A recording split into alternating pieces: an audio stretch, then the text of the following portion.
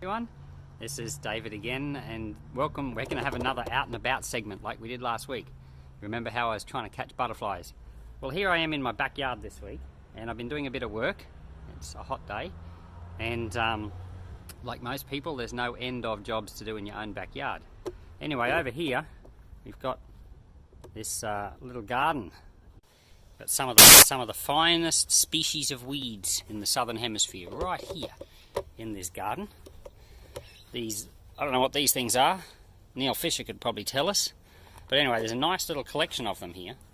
And this easily happens to gardens. You don't have to do anything to fill a garden up with weeds, but it takes a lot of effort to keep a garden nice and clean. I'm going to set about tidying this thing up right now.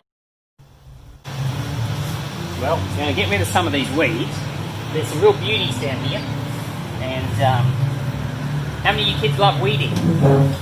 When I was a kid, I used to hate it. Dad used to give us Saturday morning chores, and I was never ever keen on those. I remember Dad saying how he used to work on a dairy farm. He was up at some unearthly hour milking cows, and we had it easy because we only had to weed gardens and things like that. Anyway, while we're all stuck at home with self-isolation, it's a perfect time to get out and do some of those yard jobs. Mums and dads, you should get your kids out weeding. Well, I've got all the weeds out, and you can see it's nice and clean, but the ground's actually still quite hard. And this happens too when ground hasn't been used for a long time. It goes hard, and you can use a tool, like one of these, to scrape it up. Fortunately, this was potty mix. It's not very hard to scrape up, but some of the ground, like down here, gets as hard as concrete. And you know, all of this gardening is a bit like your heart, because God wants things to grow in your heart, but so many other things easily grow instead.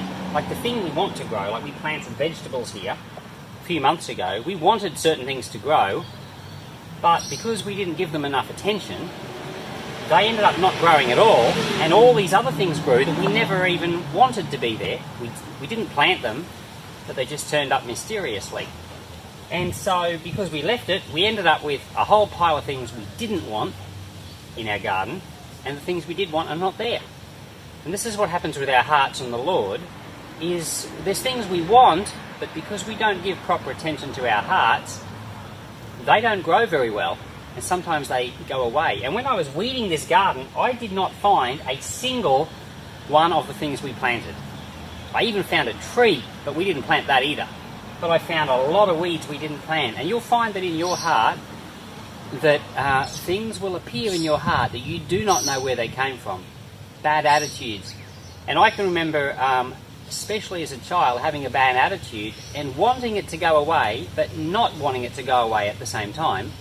And bad attitudes are so stubborn. Some of the weeds that were in here were so stubborn, I had to use 2 hands and a foot to push against to get them out. And sometimes things in our lives, like bad attitudes or unforgiveness, are so stubborn. And sometimes you even need someone else's help. Sometimes you even need to say, Mum or Dad, can you help me? Or definitely pray, Lord, there's things in my life that I've got to get out.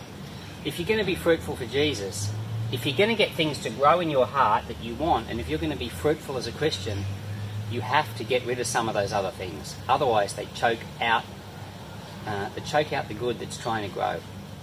So it can be a bit of work trying to follow the Lord. And Jesus did say to take up our cross and follow him. In other words, there was effort involved. And so our lives are like a garden. They're like this garden. And we have to give them some attention. So get out in your backyard and give those gardens of yours some attention too. But the most important thing to give some attention to is the garden of your heart.